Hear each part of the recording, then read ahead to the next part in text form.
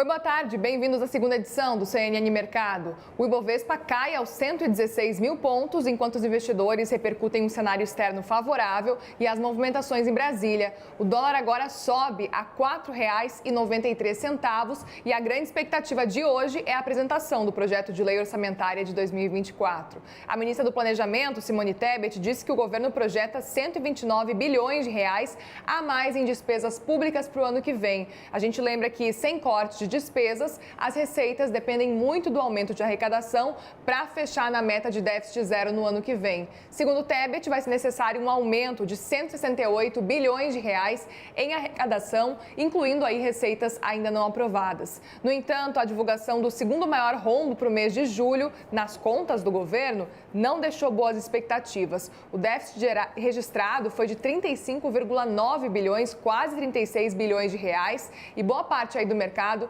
não acredita na possibilidade de zerar esse déficit no ano que vem. E furar a meta do novo marco fiscal pode fazer com que ele perca a credibilidade. Esse cenário faz com que o investidor tenha mais cautela e o reflexo disso está nos contratos de juros futuros que operam com as taxas de longo prazo em alta neste momento. O economista-chefe da Rio Asset, o Gabriel Barros, avalia que a falta de controle de gastos é um risco para o cumprimento de metas. Vamos ouvir? O envio por parte do governo de medidas apenas pelo lado das receitas para o orçamento de 2024 gera uma preocupação na medida em que o plano de consolidação fiscal, o plano de voo, ele só contempla medidas pelo lado da arrecadação, não há nenhuma medida pelo lado da despesa, corte de gastos ou melhoria de eficiência da máquina pública através de políticas públicas que são mal coordenadas, ineficientes. Não há nenhuma medida nesse sentido de controle de gasto.